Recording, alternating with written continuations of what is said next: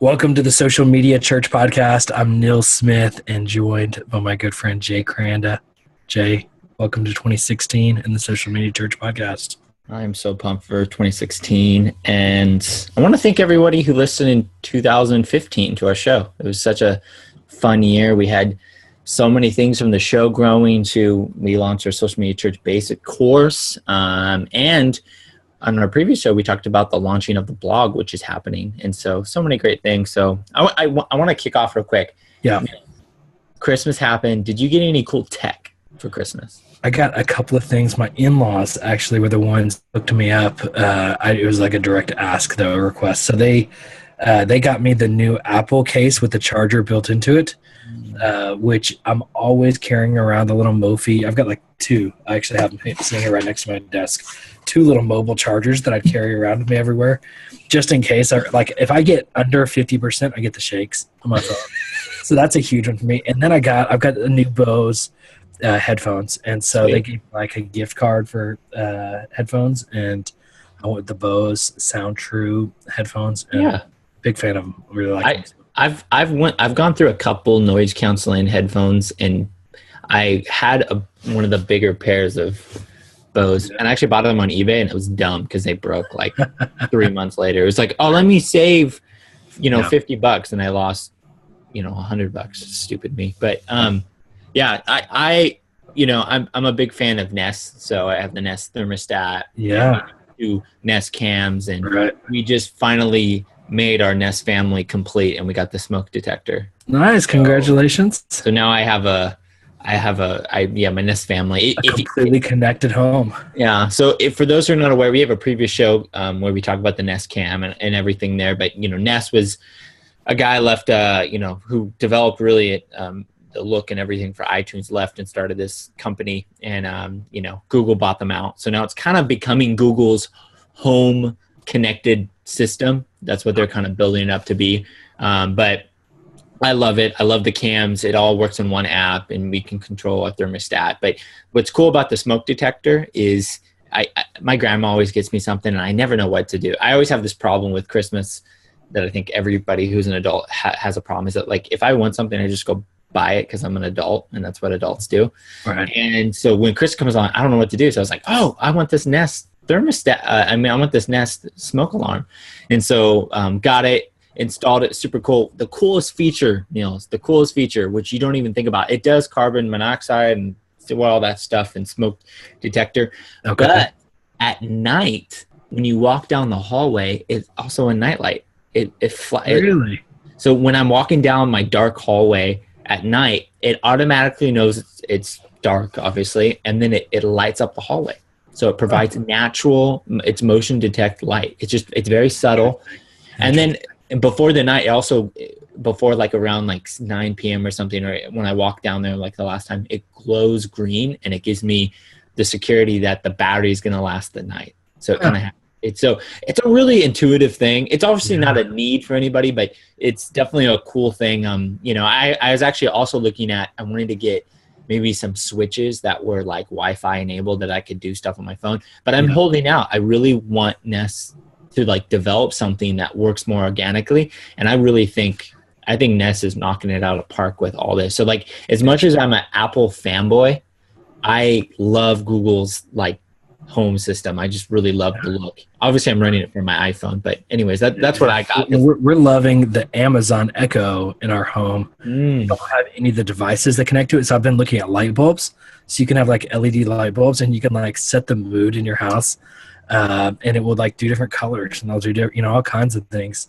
And so we love the device as a standalone device, but we know it can do so much more.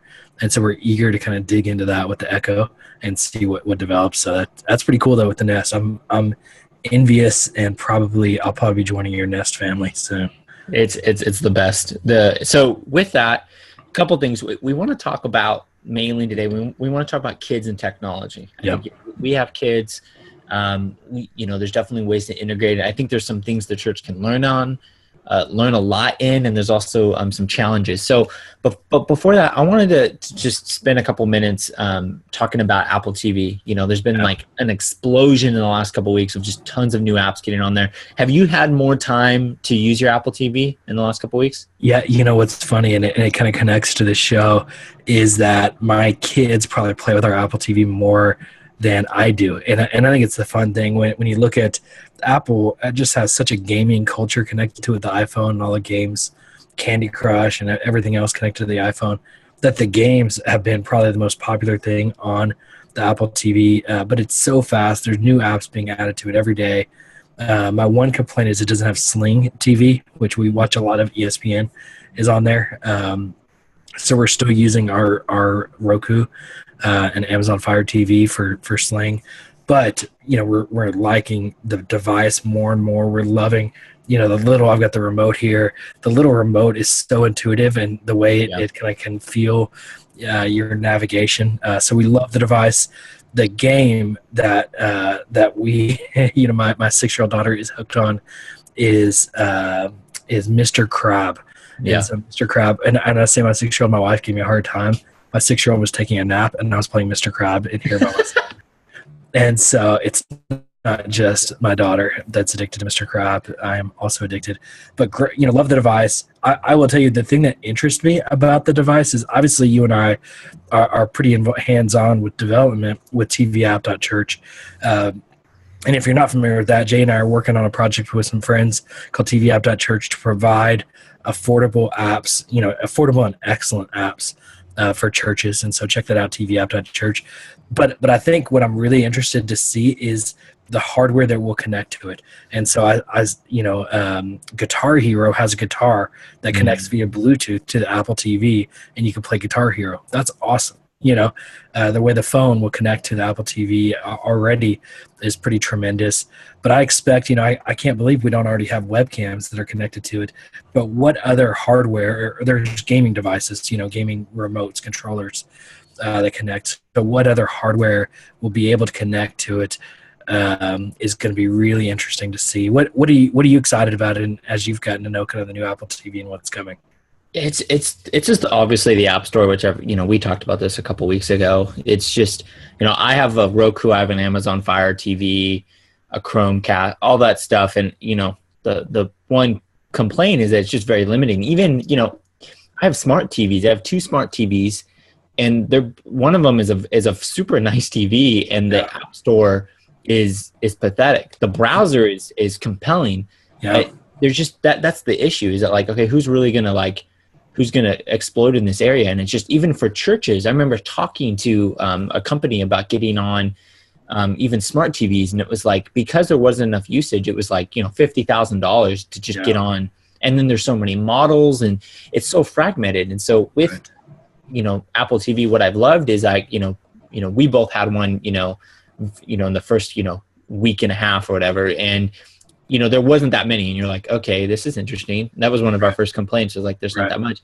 But in the last, you know, couple of weeks, you know, there's like 3,500 apps or something. And it's crazy, because it's what you were saying with my kids. Like my son's out there, my 5-year-old, he's out there, and he downloaded 3 apps. He downloaded a Minions thing. He downloaded a Jump. He actually, I thought I had restrictions on. I had used some iTunes money to rent a movie, and I guess my password would save. I woke up the next morning, I had $45 of charges that he had charged, and I hadn't turned on the restrictions, I guess, effectively. Apple gave me my money back. Nice. But and I just saw a report earlier today that somebody spent like $5,000 on Jurassic World app.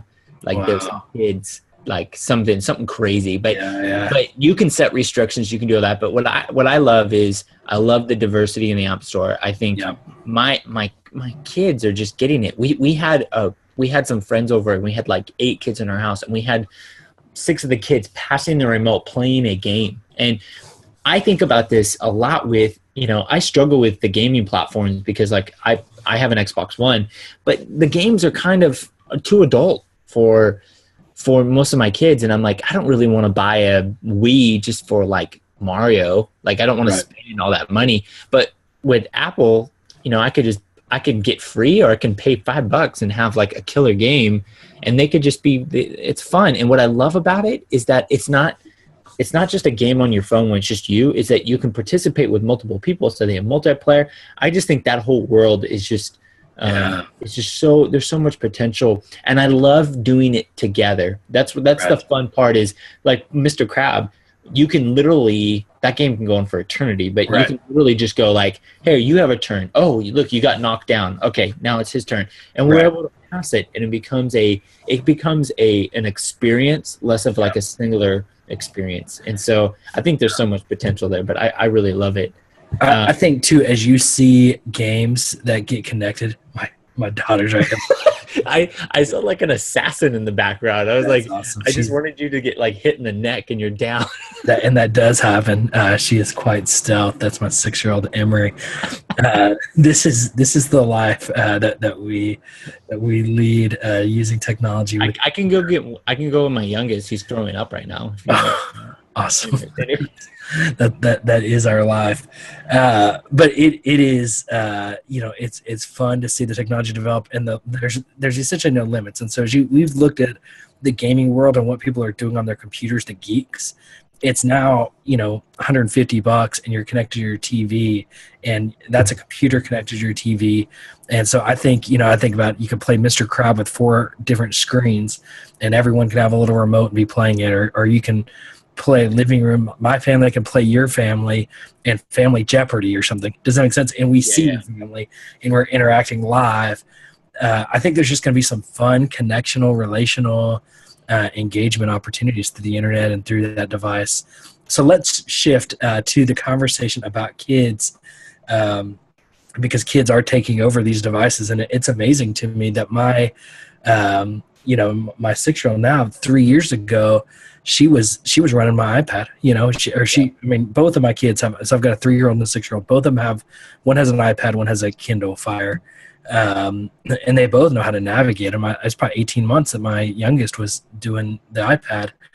But one of the things that freaked me out as a dad is my oldest daughter now, this is probably 3 years ago, she would just watch YouTube videos over and over again. And we just, you'd watch one Elmo video and then play another one. And then one time I heard a cussing Elmo. Yeah. What is going on? And somebody had just created an Elmo spoof. Well, YouTube had recommended that because you watched another one.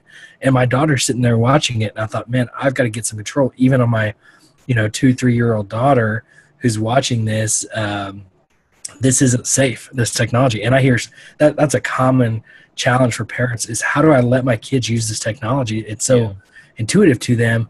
But how do I protect them? How do I shelter them? How do I create safeguards for them to use it effectively? And so I want to talk about that, but one, some safeguards for kids and how we lead in that way. And 2 is what are some creative opportunities around technology, whether it's mobile, whether it's Apple TV? What do you see coming down the pipe? So let's talk safety first. Yeah. Jay, what are you doing in your family, or what do you recommend to others when it comes to safety with their kids? Well, I think for sure we've had the same issues where our oldest, who's 5, he will just watch stuff on YouTube, and one rule we put in place, that he can't watch anything with commentary, like if he hears people talking, because he went through this phase where he's really into these unboxing of these like eggs, and inside the eggs would be like toys. It was like the weirdest thing. I don't even understand why this YouTube account exists, but the guy had like millions of views.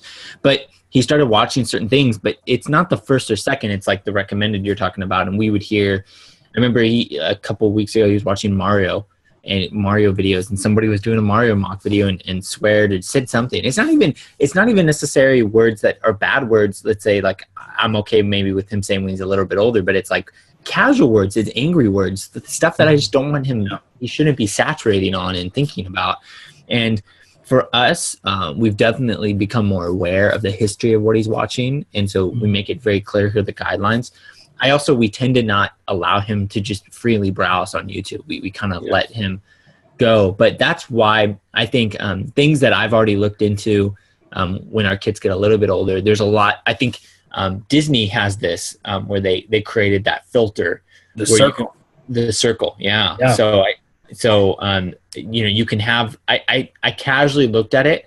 And I'm looking at this idea that you're able to control more of the media that's come in. And I think it used to be like, I have my my Wi-Fi modem deal router. It's a powerful thing. It can do all sorts of things. I can log on and I can control it, but it's made more for techie people, Right? In the sense of to be able to control what people are seeing. I could block sites on it. I can do all sorts of things. The thing's a powerhouse, but it's not user friendly. And I think what is going to become more prevalent in the coming years is we're going to be able to block things more easily. And your router is going to be able to, you're going to be able to attach things to it in such a way that, like the Circle, that you're able to control what websites and maybe even words can be said. And I think, we were talking about this with a friend. One of the features that we want to add to our TV app.church is this idea that you can, on every video, it can document the audio that's recorded and that those words can be searchable.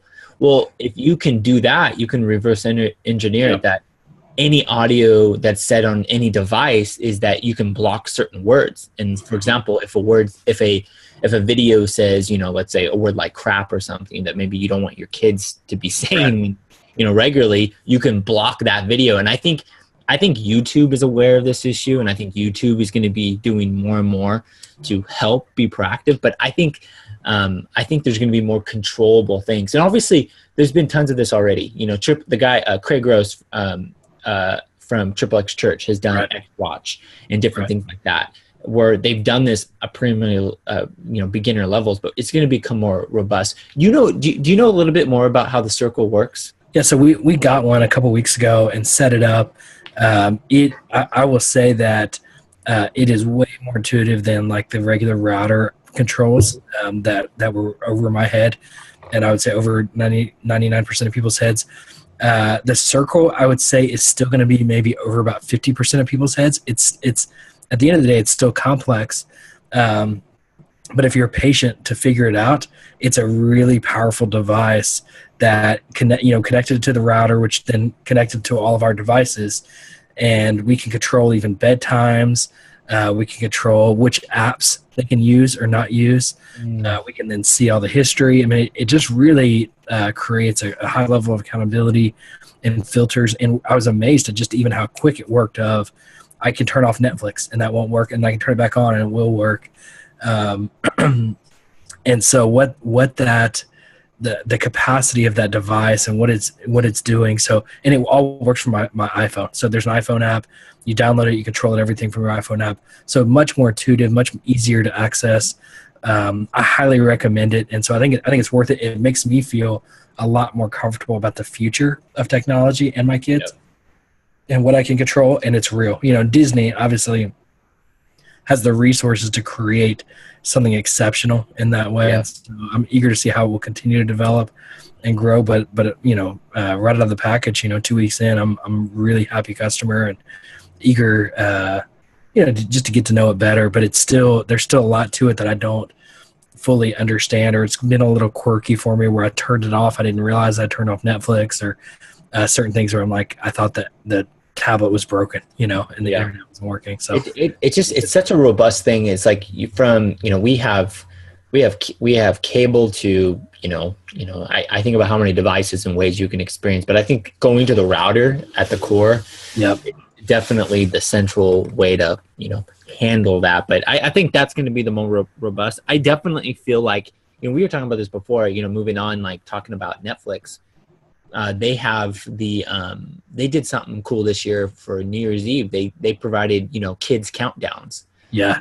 Thinking about the kids market, that obviously there's heavy users with the adults, but also they have whole user experiences now dedicated to kids. And, we did this with our kids where on one of the options, we were able to do a fake countdown. Our kids go down around 9. And so we did a countdown at 9:00, and we said, hey, tomorrow's going to be 2016 and let's count down. And so that was fun. And I just think stuff like that gives me a glimpse of how, you always have the early adopters and you always have that moving in. But with all this now we're just becoming, this is just a household thing. And now they know that to keep somebody, you need to deal with the adult, you need to deal with the kids, and you need to provide a more robust experience. So I'm just pumped. And I think this was, it leads into churches, is that Yeah. churches need to be thinking about, hey, how are you? So right now, primarily, majority of churches' resources are dedicated towards the adults or the couple.